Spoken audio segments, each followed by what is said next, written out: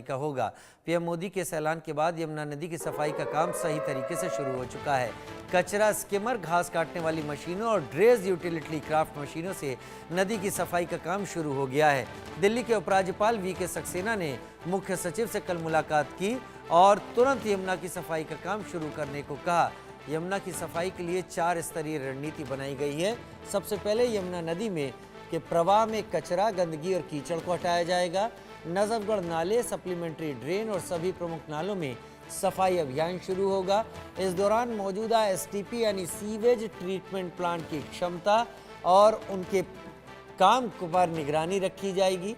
नए एसटीपी और डीएसटीपी के निर्माण के लिए योजना बनाई जा रही है। योजना का उद्देश्य है कि 3 वर्षों तक लगातार नदी की सफाई पर फोकस रखा जाए।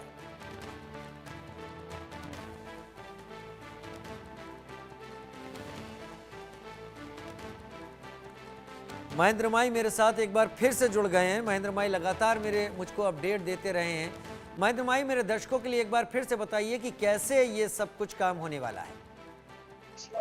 बिल्कुल, देखिए, पहले तो हमें बताना चाहिए कि किस तरीके से अभी मंत्रिमंडल का विस्तार नहीं हुआ, दिल्ली के नए मुख्यमंत्री का चेहरा सामने नहीं आया। मगर उससे पहले भाजपा सरकार ने जो वादा किया था दिल्ली की जनता से, उन छठ व्रतियों से कि इस बार अगर हमारी सरकार आती है तो आपको जो यमुना का पानी है वो साफ मिलेगा और आप जब इसमें आस्था की डुबकी लगाएंगी तो आपका मन और ज्यादा पवित्र हो जाएगा। हमने वो तस्वीर भी देखी है राजीव, जब यमुना नदी में जब एक तरीके के गैस के जो होते हैं गुब्बारे निकलते थे, वो गंदा पानी निकलता था, अगर उसमें कोई डुबकी लगाए तो बीमार हो जाता था।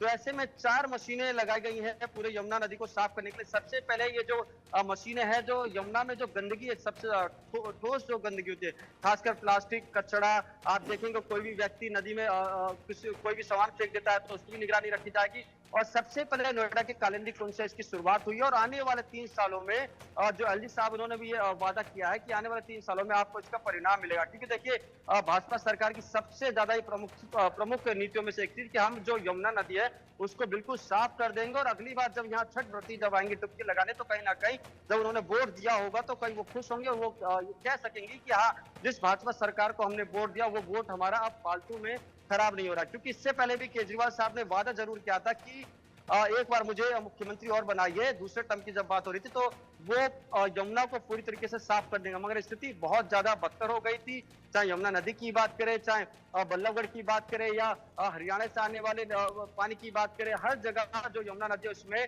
फैक्ट्री का केमिकल डाला जाता था, गंदा पानी डाला जाता था।